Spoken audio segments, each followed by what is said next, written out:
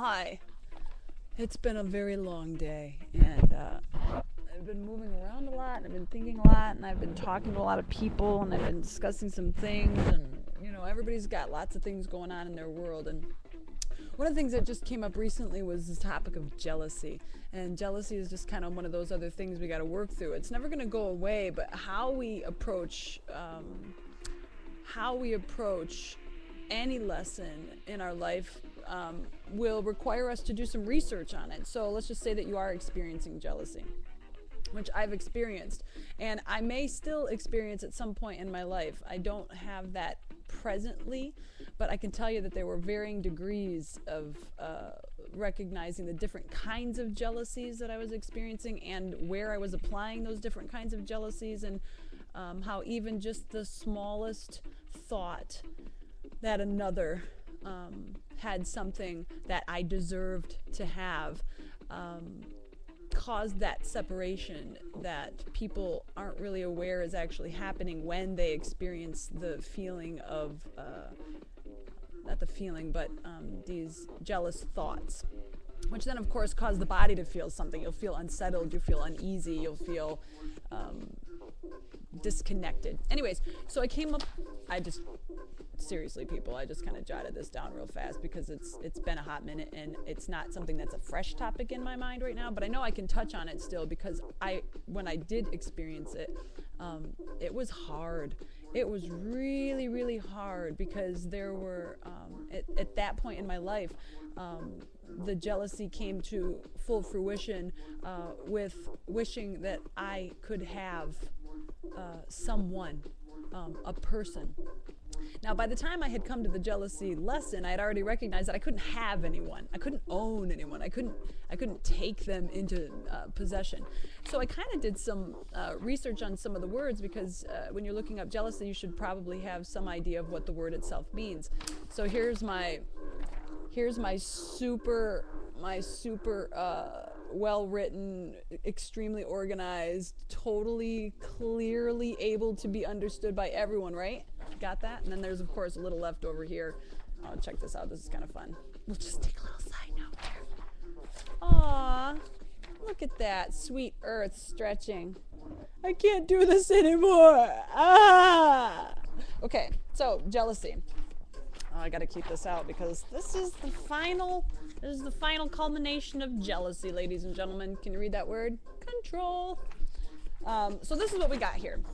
So I write down jealousy in the center there, right here, and then I kind of spin it off into different directions with different words. And one spin off went to ownership, and I wrote coming to some notion that the physical plane of unified quantum physics is somehow separate from the intersubjective quantum experiences throughout the ether, etc.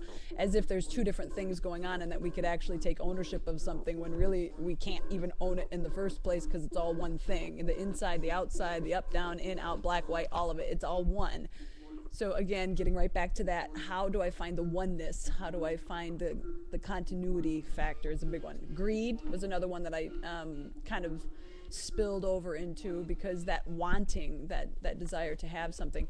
I wrote wanting beyond what you have to the degree that your actions and words suppress the actions and words of another to create a space of ownership of natural resources being everything on this planet that's created, everything on this planet that grows out of the ground. It's all organic and natural to this earth. We create it all together, and I don't care if you invented something and it's some wild technological advancement and whatever, you can't own that. You can say you can own it, but I guarantee it's not going to bring you happiness. If you share it with people, watch that change your world. Maybe, just my opinion. Anyways, a space of ownership of natural resources to enhance only one person's point of view, which is usually your point of view. I want, or rather, I need this will probably be the trigger sentence that you'll say a lot. I need this, I need that, I need this. You really don't need anything. You want those things, and how you want them is going to be the thing that you're going to have to figure out if you want them happily or if you want them with a struggle. If you want them happily, there's a lot of surrender. There's a lot of, I don't get it right now, and I'm going to have to somehow make this make sense to me in this moment, because if I don't let this moment be free, then my thoughts are going to keep on monkey minding my way through the jealousy factor. Anyway, so then there's envy, which is the one that people sometimes get confused with jealousy. And I wrote down my own specific, to remove energy from the focus of how do I achieve this dream that I see another having, and reduce it to its, in my opinion, less attractive form, which is, it's just not fair that they have this and I don't. Well, the second should say, it's not fair.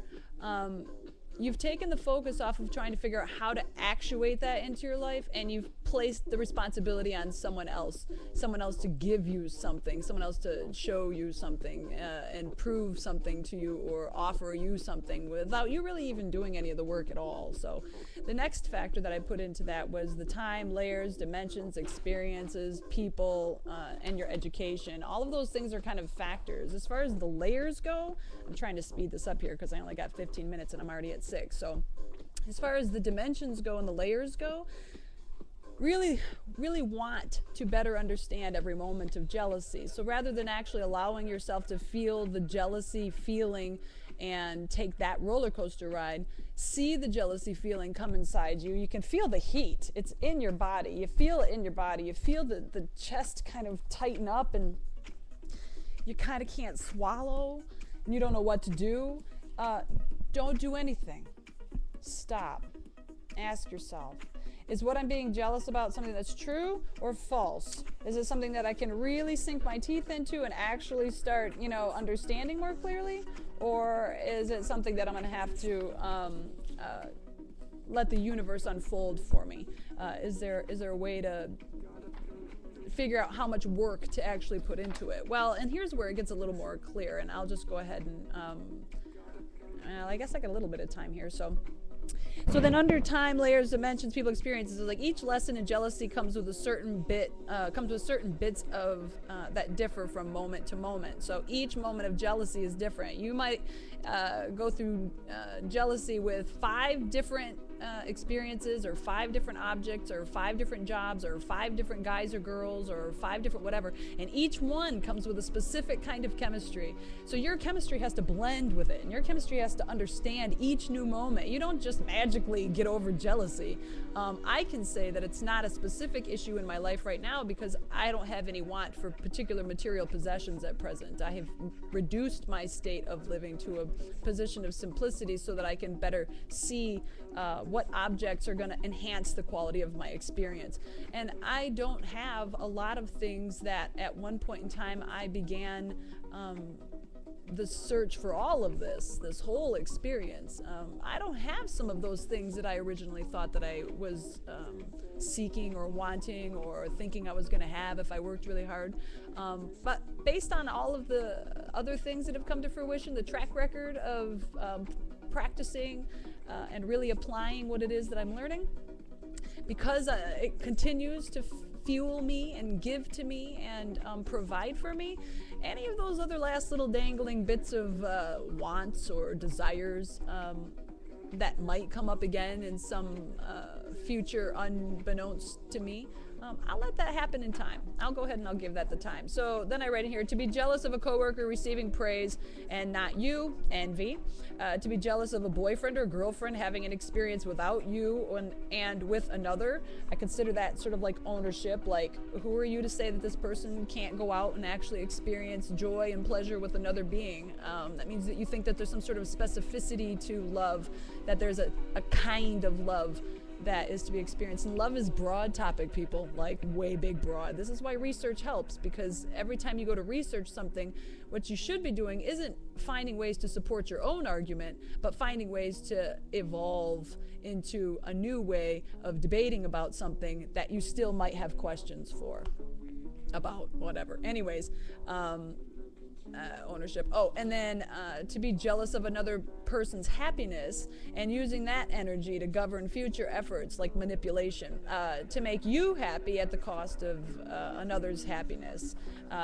That's kind of greed, where you say, you don't deserve to have as much happiness as you have, and I'm going to go out of my way to make sure that whatever I can do to make me happy, even if it kind of steps and squashes on you, I'm going to do it.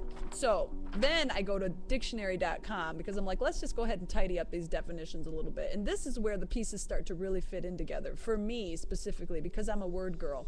So I go under envy, and this is what I read. Well, let's just start out with jealousy, since that was the first one, jealousy. Fear of rivalry or competition. When it's all one, what are we competing about? What are we competing for? What are we really trying to say? What is the purpose of why we're even on this planet? What do we really want to say about our experience and our expression? If someone were to write a book about you, what would you want them to be writing? What would you want people to say about you after you die? You know, she was a jealous bitch. Maybe, I don't know. If you're funny and that your friends think that's funny, that could be some funny shit. But if you're really kind of uneasy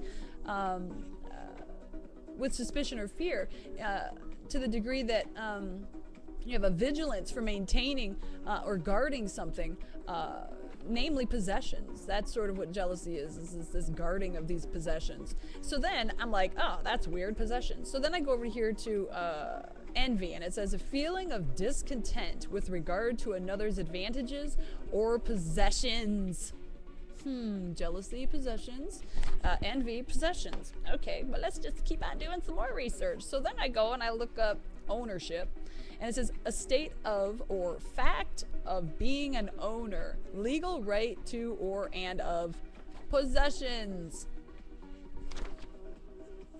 This possessions thing.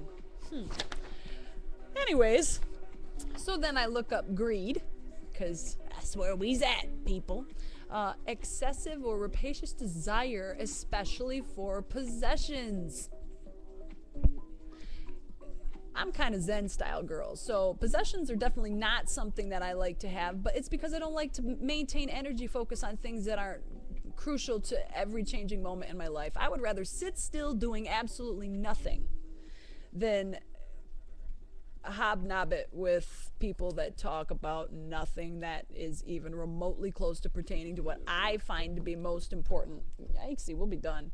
What I find to be most important in our worlds, and that is to just really exert our ability to communicate. And what that means is that we are in a constant state of bridging between this and that. You know, what you know about yourself in this moment, which could be the state of jealousy, and what you don't know, which is jealousy is not a natural state. There's conditioning that went along with why it is you feel like you're lacking something or missing something or not having something, or that you deserve, or that you have some right over another person specifically. I mean, jealousy is usually person related, but even possessions.